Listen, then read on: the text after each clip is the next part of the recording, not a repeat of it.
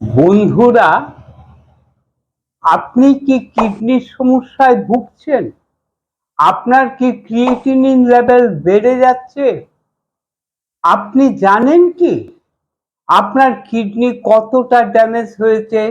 তা ক্রিয়েটিনিন দিয়ে নয়, বোঝা হয় জিএফআর দিয়ে। আপনারা জানলে আরো অবাক হবেন। আধুনিক চিকিৎসা বিজ্ঞান বলছে কিডনি রোগের চিকিৎসায় ক্রিয়েটিনিন রিপোর্টের চেয়েও 1000 গুণ বেশি গুরুত্বপূর্ণ এই জিএফআর রিপোর্ট। তাই আজকের এই ভিডিওটি আপনার কিডনিকে পুনর্জীবিত করার একটি সায়েন্টিফিক পূর্ণাঙ্গ রোড ম্যাপ। আমি ডাক্তার অলোক দেবনাথ। আজকের এই ভিডিওটি কোনো সাধারণ ভিডিও নয়। আজকের এই ভিডিওটিতে আমরা বিজ্ঞানের একেবারে গভীরে গিয়ে জানব জিএফআর আসলে কি, কেন এটি নীরবে কমতে থাকে এবং এমন 5টি পরীক্ষিত বৈজ্ঞানিক ধাপ যা মেনে চললে আপনার জিএফআর রিডিং জাদুকরী ভাবে আবারও উন্নত হতে শুরু করবে।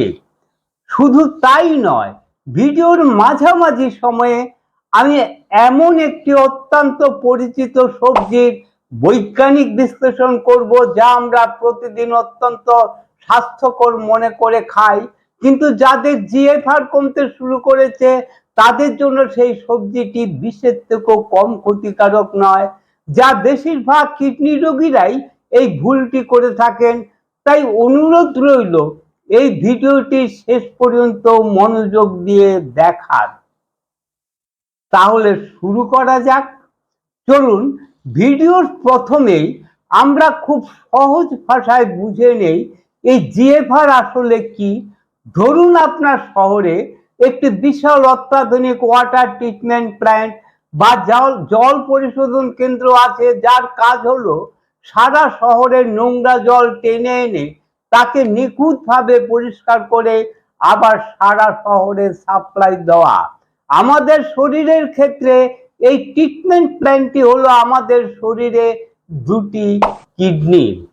আমাদের প্রতিটি কিডনির ভিতর প্রায় 10 লক্ষ করে মাইক্রোস্কোপিক ফিল্টার ইউনিট বা ছাঁকনি থাকে। চিকিৎসা বিজ্ঞানের ভাষায় যাদের বলা হয় নেফ্রন। আর এই নেফ্রনের ভিতরে থাকে অত্যন্ত সূক্ষ্ম রক্তনালীর একটি জালের মতন অংশ, যাকে বলে গ্লোমেরুলাস। এখন জিএফআর বা গ্লোমেরুলার ফিল্ট্রেশন রেট হলো আপনার কিডনির সেই স্পিড মিটার।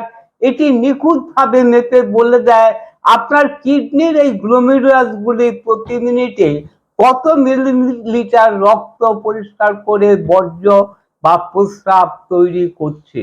একজন সুস্থ মানুষের জিএফআর সাধারণত 90 থেকে 120-র মধ্যে থাকে, অর্থাৎ আপনার কিডনি প্রতি মিনিটে 90 লিটারের বেশি পরিষ্কার করছে।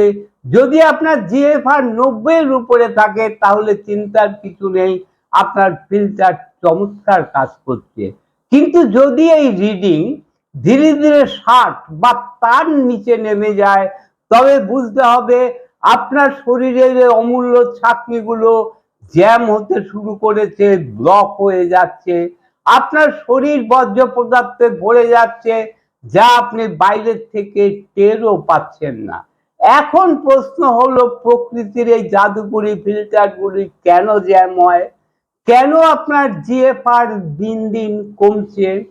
নেফ্রোলজিস্টরা বলছেন এর পিছনে মূলত 3টি নীরব ঘাতক বা সাইলেন্ট কিলার আছে, যারা ওই পোকার মতো আপনার কিডনিকে ভিতর থেকে কুড়ে কুড়ে খাচ্ছে। আসুন এখন আমরা এই নীরব ঘাতকগুলিকে একটু চিনে নেই।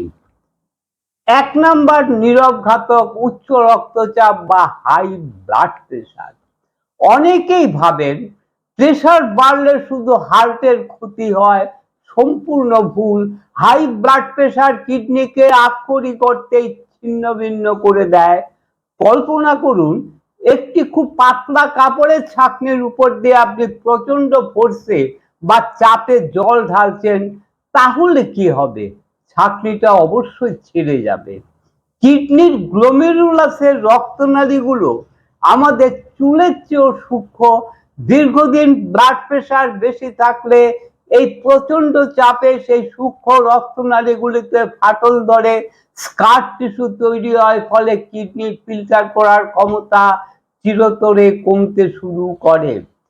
2 নম্বর নীরব ঘাতক অনিয়ন্ত্রিত সুগার বা ডায়াবেটিক নেফ্রোপ্যাথি। ডায়াবেটিস রোগীদের রক্তে অতিরিক্ত গ্লুকোজ থাকে। এই অতিরিক্ত গ্লুকোজ আপনার রক্তকে মধুর মতন ঘন এবং আঠালো করে দেয়। এই আঠালো রক্ত যখন কিডনির ফিল্টারের মধ্যে দিয়ে যায়, তখন তার ফিল্টারের ছিদ্রগুলোকে আঠার মতন আটকে দেয়। বিজ্ঞানের ভাষায় একে বলা হয় অ্যাডভান্স গ্লাইকেশন এন্ড প্রোডাক্ট। এটি কিডনির কোষগুলিকে পুড়িয়ে দেয়। সারা বিশ্বে কিডনির 1 নম্বর কারণ হলো এই ডায়াবেটিস। 3 নম্বর নীরব ঘাতক নেফ্রোটক্সিক ওষুধের ব্যবহার। একটু মাথা ব্যথা, একটু গাঁটে ব্যথা, আর অমনি আমরা ফার্মেসি থেকে একটা পেইন কিলার কিনে খাই। দীর্ঘদিন ধরে চিকিৎসকের পরামর্শ ছাড়াই এই ব্যথানাশক ওষুধ, হাই ডোজ অ্যান্টিবায়োটিক বা আনভেরিফাইড সাপ্লিমেন্টের ব্যবহার কিডনির ব্লাড ফ্লো বা রক্ত চলাচলকে সরাসরি ব্লক করে দেয়। কিডনি শুকিয়ে যেতে শুরু করে, কিডনি ক্ষতিগ্রস্ত হতে থাকে। আপনারা কি জানেন সবচেয়ে ভয়ঙ্কর আশ্চর্যের বিষয়টা কি? আপনার কিডনি 75% নষ্ট না হওয়া পর্যন্ত আল্ট্রাসাউন্ড বা সাধারণ রক্ত পরীক্ষায় কোনো বড় ধরনের গরমিল ধরা পড়ে না। যখন ধরা পড়ে তখন বেশ অনেকটাই দেরি হয়ে যায়। এখন আপনি নিজেকে একটি প্রশ্ন করুন তো, আপনি কি ইদানিং সিঁড়ি ভাঙতে গেলে খুব বেশি ক্লান্তি অনুভব করছেন? সকালে ঘুম থেকে উঠলে চোখের নিচটা কি ফোলা থাকে বা পায়ে জল জমছে? এখন ভিডিওটা পজ করে কমেন্টে আমাকে জানান, কারণ আপনার শরীরের এই সিগন্যালগুলোই বলে দেবে আপনি বিপদের কতটা কাছাকাছি আছেন। আপনি হয়তো ভাবছেন, তাহলে কি সব শেষ হয়ে গেল? একবার ফিল্টার জ্যাম হলে, ক্রিয়েটিনিন বাড়লে আর কিছু করার থাকে না? কিন্তু আধুনিক লাইফস্টাইল মেডিসিন বলছে না। আমরা যদি ফিল্টারে ব্লকেজ দূর করতে পারি, তবে কিডনি আবার সচল হতে পারে, জিএফআর আবার বাড়তে পারে। কিন্তু সেটা কিভাবে সম্ভব? এইখানেই শুরু হচ্ছে আমাদের সেই বহু প্রতীক্ষিত 5টি বৈজ্ঞানিক ধাপ। স্টেজ নাম্বার 1, ইনসুলিন রেজিস্ট্যান্স এবং লবণের মিথ। আপনি কি জানেন লবণ একা ক্ষতি করে না? আপনার রক্তে থাকা অতিরিক্ত ইনসুলিন হরমোনও ক্ষতি করে। যখন আপনি খুব বেশি রিফাইন কার্বোহাইড্রেট, সাদা চিনি, সাদা ভাত খান, তখন আপনার ইনসুলিন লেভেল বেড়ে যায়। এই হাই ইনসুলিন আপনার কিডনিকে নির্দেশ দেয় সোডিয়াম বা লবণকে শরীরের ভিতরে আটকে রাখার জন্য। ফলে আপনার ব্লাড প্রেশার বাড়ে এবং কিডনির উপর প্রেশার কুকারের মতন চাপ তৈরি হয়। তাই জিএফআর বাড়াতে হলে সবার আগে চিনি, মিষ্টি এবং অতিরিক্ত শর্করা জাতীয় খাবারকে কমাতে হবে। যখনই ইনসুলিন লেভেল কমবে, আপনার কিডনি নিজে থেকেই অতিরিক্ত সোডিয়াম প্রস্রাবের মাধ্যমে বের করে দেবে। আপনার প্রেশার কমবে আর জিএফআর উন্নত হওয়ার রাস্তাটাও পরিষ্কার হবে। স্টেজ নাম্বার 2, প্রোটিন প্যারাডক্স এবং রসুনের জাদুকরী ক্ষমতা। অনেকে ভাবেন ক্রিয়েটিনিন বেড়েছে মানেই মাছ, মাংস, ডিম একদম বন্ধ। এটি আরেকটি মারাত্মক ভুল। আপনি যদি প্রোটিন খাওয়া একেবারেই বন্ধ করে দেন, তবে আপনার শরীর টিকে থাকার জন্য নিজের পেশি বা মাসেল ভাঙতে শুরু করবে, আর মাসেল ভাঙলে রক্তে ক্রিয়েটিনিন এবং ইউরিয়া আরো বহুগুণ বেড়ে যাবে। তাহলে সমাধানটা কি? সমাধান হলো হাই বায়োলজিক্যাল ভ্যালু বা উন্নত মানের প্রোটিন সঠিক মাপে খাওয়া, যেমন ডিমের সাদা অংশ। আর এর সাথে আপনার ডায়েটে যোগ করুন প্রকৃতির অ্যান্টিবায়োটিক কাঁচা রসুন। রসুনের মধ্যে থাকা এলিসিন একটি জাদুকরী যৌগ, এটি কিডনির ভিতরে সূক্ষ্ম রক্তনালীগুলিকে শিথিল করে দেয়, যাকে বিজ্ঞানের ভাষায় বলে ভ্যাসোডাইলেশন। যখন এই নালীগুলি খুলে যায় তখন কিডনিতে রক্ত প্রবাহ বাড়ে এবং আপনার ছাকনিগুলি পুনরায় প্রাণ ফিরে পায়। ভিডিওর শুরুতে আমি আপনাদের কথা দিয়েছিলাম এমন একটি স্বাস্থ্যকর সবজির কথা বলবো যা কিডনি রোগীদের জন্য মারাত্মক বিষ, সেটি হলো পালং শাক। অবাক হচ্ছেন তো? ভাবছেন পালং শাক তো আয়রন আর ভিটামিনে ভরপুর। একদম ঠিক, সুস্থ মানুষের জন্য এটি দারুণ, কিন্তু যাদের জিএফআর কমছে তাদের জন্য নয়, কারণ পালং শাকে আছে প্রচুর পরিমাণে অক্সালেট। এই অক্সালেট কিডনির ভিতরে গিয়ে ক্যালসিয়ামের সাথে মিশে ক্রিস্টাল বা পাথর তৈরি করে, যা কিডনির সূক্ষ্ম ফিল্টারগুলিকে ভিতর থেকে আঁচড়ে ছিঁড়ে দেয়। তাই আজ থেকেই কাঁচা বা অতিরিক্ত পালং শাক খাওয়া থেকে বিরত থাকুন। স্টেজ নাম্বার 3, লাল ক্যাপসিকাম, যা কিডনির জন্য সুপার ফুড। এখন আসি কিডনি ফ্রেন্ডলি সুপার ফুডের কথায়। আমরা জানি পটাশিয়াম লেভেল বেড়ে যাওয়া কিডনি রোগীদের জন্য বিপজ্জনক। তাহলে এমন কি খাবার আছে যাতে পটাশিয়াম একদম কম অথচ পুষ্টি অনেক বেশি? সবচেয়ে সঠিক উত্তর হলো লাল ক্যাপসিকাম। এর ভিতরে রয়েছে শক্তিশালী অ্যান্টিঅক্সিডেন্ট লাইকোপিন এবং ভিটামিন সি। এটি আপনার কিডনির কোষের ভিতরের অক্সিডেটিভ স্ট্রেস এবং প্রদাহ বা ইনফ্ল্যামেশন কমায়। এটি আপনার ড্যামেজ হওয়া কিডনির জন্য একটি বর্ম বা ঢালের মতন কাজ করে। স্টেজ নাম্বার 4, অটোফেজি, শরীরের নিজস্ব ক্লিনিং সিস্টেম। 2016 সালে জাপানি বিজ্ঞানী ইউসুনোরি ওটোমি নোবেল পুরস্কার পেয়েছিলেন এই অটোফেজি আবিষ্কারের জন্য।